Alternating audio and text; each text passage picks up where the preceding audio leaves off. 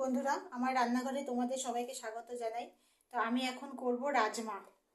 রাজমাকে আমি জলে ভিজিয়ে রেখে রাত্রিবেলা আমি তারপরে লবণ দিয়ে এটাকে সিদ্ধ করে নিয়েছি। সিদ্ধ করে নেওয়াতে দেখো এটা এটা নরম, অটোমেটিক এটা হয়ে গেছে নরম। বাকিটা রান্নাতে হয়ে যাবে। তো এটার সাথে যা যা লাগবে সেটা আমি বলে দিচ্ছি। এখানে আছে গোটা জিরা, ফোড়নে দেব। তারপরে আছে ছোট এলাচ, দুটো মতো নিয়েছি ছোট এলাচ, কেউ বড় এলাচও দিতে পারো। তার সঙ্গে আছে রসুন কোয়া নিয়েছি গোটা গোটা। আর তার সঙ্গে আছে কসুরি মেথি, এটা একটু পরে দেব। আর মশলার মধ্যে আছে এখানে আছে হলুদ, লঙ্কার গুঁড়া, আর এটা আছে ধনিয়ার গুঁড়া। আর এখানে আছে টমেটো আর আদা, কাঁচা লঙ্কা, এটা একটা পেস্ট আছে। তো এই দিয়ে আমি এটা করব। আর সঙ্গে থাকবে লবণ আর তেল। তো চলো, কড়াই গরম হয়ে গেছে, এখন কড়াইতে তেল দিই।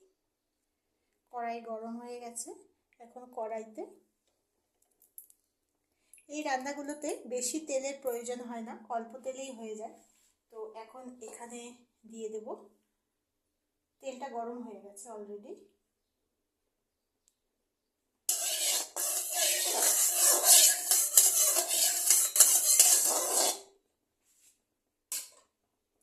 সবার প্রথমে দিয়ে দেব আমি এখানে গোটা জিরা। গোটা জিরা দেওয়ার পরে আমি এখানে দিয়ে দেব গোটা রসুন। তারপরে দিয়ে দেব গোটা এলাচটাকে একটু ভেঙে, এলাচটাকে একটু ভেঙে এটা দিয়ে দেবো। এই তিনটাকে একসাথে একটু ভাজা করতে করতে এখানে দিয়ে দেব আমি পেঁয়াজ বাটা।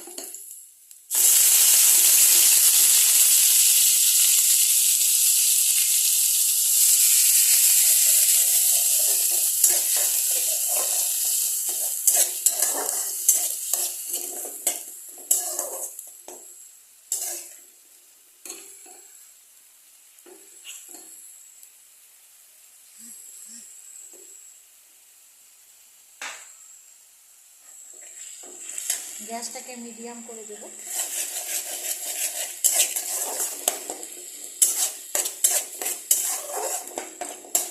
পেঁয়াজটাকে একটু এটার সাথে, মশলার সাথে, একটু বাকির সাথে একটু ভালো করে মিশিয়ে নেব।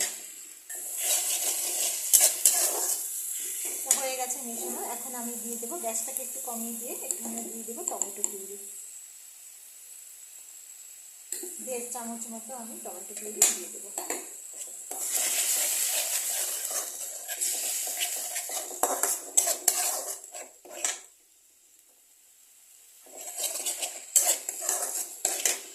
দেওয়ার পরে এখন আমি এখানে একে একে সব মশলাগুলো দেবো।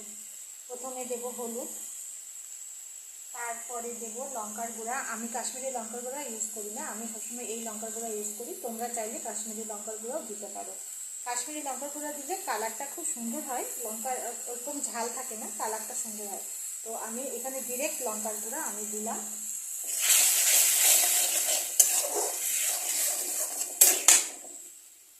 এরপরে আমি দিয়ে দেবো এখানে ধনের গুঁড়া।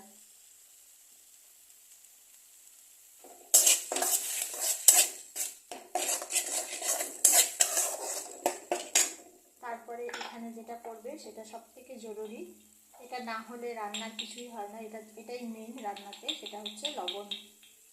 যেহেতু রাজমাতে লবণ দেওয়া আছে, সেই বুঝে আমি এখানে লবণটা একটু অল্প পরিমাণেই দেবো।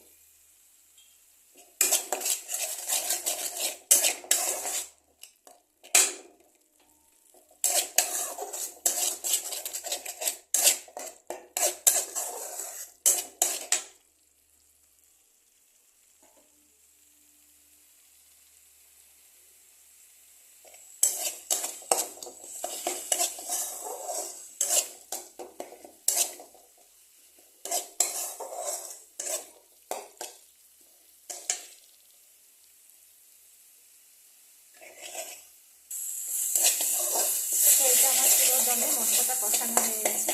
এখন এটার মধ্যে দিয়ে দেবো কসুরি মেথি, অল্প পরিমাণে কসুরি মেথি।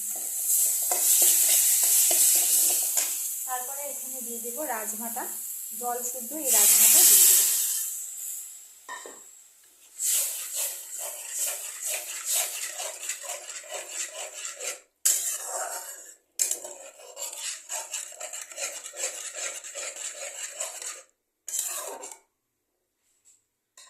জলের প্রয়োজন হয় তো একটু গরম জল দিতে পারো। তো আমি একটু জল দেব, এখানে আমি একটু গরম জল দেব। গরম জলটা ইউজ করলে বেশি ভালো। হয়ে এখন আমি এটাকে আঁচটাকে মিডিয়াম থেকে একটু কমিয়ে এটাকে আমি এখন হতে দেব।